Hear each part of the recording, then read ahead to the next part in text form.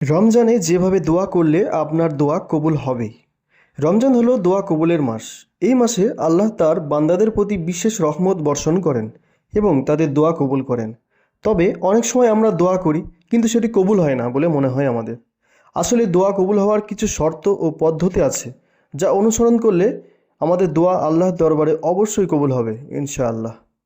প্রথমত, দোয়া কবুলের জন্য অবশ্যই অন্তর থেকে একাগ্রতা ও আন্তরিকতা থাকতে হবে। যখন কেউ আল্লাহর কাছে দোয়া করে তখন তার বিশ্বাস থাকতে হবে যে আল্লাহ একমাত্র দাতা এবং তিনি অবশ্যই উত্তর দেবেন। দোয়া শুধু মুখে বলার জন্য নয়, বরং তা হৃদয়ের গভীর অনুভূতি থেকে আসতে হবে। রসুল সাল্লাল্লাহু আলাইহি ওয়াসাল্লাম বলেছেন, আল্লাহ সেই দোয়া কবুল করেন যা মনোযোগ ও দৃঢ় বিশ্বাসের সঙ্গে করা হয়।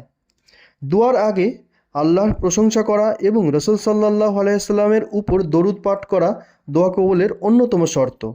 অনেক সময় আমরা সরাসরি দোয়া শুরু করে দিই, কিন্তু যদি আল্লাহ প্রশংসা করি এবং রসুল সাল্লাল্লাহু আলাইহি ওয়াসাল্লামের উপর দরুদ পাঠ করি তাহলে দোয়া কবুল হওয়ার সম্ভাবনা অনেকটাই বেড়ে যায়। রমজানে এমন কিছু নির্দিষ্ট সময় আছে যখন দোয়া কবুল করলে দ্রুত দোয়া কবুল হয়। এর মধ্যে অন্যতম সময় হলো ইফতারের সময়, সেহরির শেষ অংশে, তারাবির পর, কদরের রাত এবং জুমার দিন। রসুল সাল্লাল্লাহু আলাইহি ওয়াসাল্লাম বলেছেন, রমজানে রোজাদারের দোয়া ফিরিয়ে দেওয়া হয় না। তাই ইফতারের ঠিক আগে অন্তরের গভীর থেকে দোয়া করা উচিত, কারণ এটি কবুল হওয়ার সময়। হারাম থেকে বেঁচে থাকাও দোয়া কবুল হওয়ার অন্যতম শর্ত। যদি কেউ হারাম উপার্জন করে, হারাম খাবার খায় অথবা গুনাহের মধ্যে লিপ্ত থাকে তাহলে তার দোয়া কবুল হতে দেরি হতে পারে। তাই আমাদের উচিত হালাল জীবিকা নিশ্চিত করা, গুনাহ থেকে তওবা করা এবং পবিত্র জীবনযাপন করা। দোয়ার মধ্যে নির্দিষ্ট চাওয়ার পাশাপাশি আল্লাহর কাছে ক্ষমা চাইতে হবে, কারণ পাপ মুক্ত না হলে দোয়া কবুল হতে বাধা আসতে পারে। রসুল সাল্লাল্লাহু আলাইহি ওয়াসাল্লাম আমাদের শিখিয়েছেন বেশি বেশি ইস্তেগফার করা এবং আল্লাহর কাছে অনুতপ্ত হওয়া। আল্লাহ নিজেই বলেছেন, যে ব্যক্তি আমার কাছে ক্ষমা চায় আমি তাকে ক্ষমা করে দিই।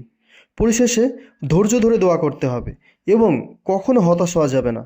অনেক সময় আমরা মনে করি আমাদের দোয়া কবুল হচ্ছে না, তাই দোয়া করা ছেড়ে দিই।